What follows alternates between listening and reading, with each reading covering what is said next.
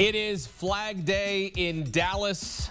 The Dallas Mavericks selecting Cooper Flagg, the super freshman out of Duke.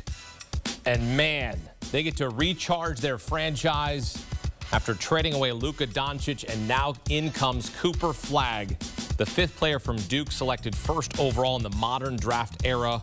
Elton Brand, Kyrie, Zion, Paolo, and now Cooper added to that list. A lot of one-namers there. You could just say Elton, Kyrie, Zion, Paolo, and Cooper. And back here in studio, as we welcome you to our NBA draft coverage on the clock on CBS Sports HQ, presented by Jeep. There's only one. We've got a cavalcade of stars here. The network of stars, as Gary Parrish would like to say, CBS Sports insider, director of scouting at 24/7 Sports, Adam Finkelstein, and our own Avery Johnson, former NBA Coach of the Year, helped the Spurs win a championship in 1999, hit the game-winning shot. He's with us as well, comes to us from Dallas. Avery, we'll get to you in a moment here, but the grade first from you, Adam, is what? It's an A, and quite frankly, sometimes it's better to be lucky than good. This plan did not have a high likelihood of working out. After they traded Doncic, there was less than a 2% chance of getting Cooper Flagg, but that 2% ended up being all they needed. Let's just be clear. He is good enough right now to help in the championship aspirations that Nico Harrison says they have right now if Kyrie Irving can get back healthy and team up with Anthony Davis. And then he is good enough to build a bridge to their future and be the face of this program. He impacts the game on both ends of the floor. He does not need the ball in his hands in order to change the game. He's made strides as a shooter. He's made strides as a creator. He's a good athlete. He's a smart player,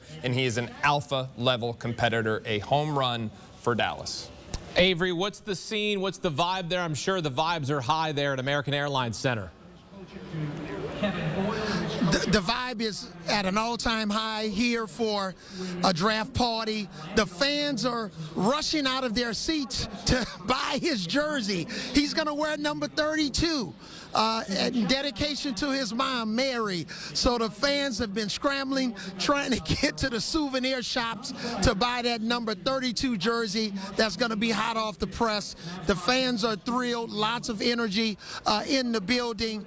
This young man who could have very well, if he could have skipped college, he could have played in the NBA right out of high school. He's just that good. I agree with you guys. This guy has a high ceiling. I think his game is going to transition seamlessly to the NBA. He's got the size, the athleticism, the hand-eye coordination.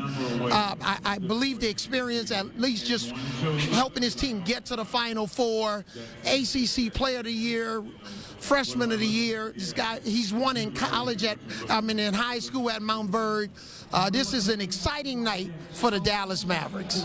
Gary, they had just a 1.8% chance to land the #1 pick in the draft lottery. Here they are, drafting Cooper Flagg after trading away Luka Doncic, who Nico Harrison didn't realize was that important to the fan base, which I think is malpractice, even saying that out loud. What does this mean for this franchise? They lose a franchise player, and now they potentially get a franchise player in Cooper Flagg. It means everything. Like Fink said, sometimes it's better to be lucky than good. I know people can disagree about whether it was proper to trade Luka Doncic under those set of circumstances, but it was undeniably unpopular, and most people think it was a mistake.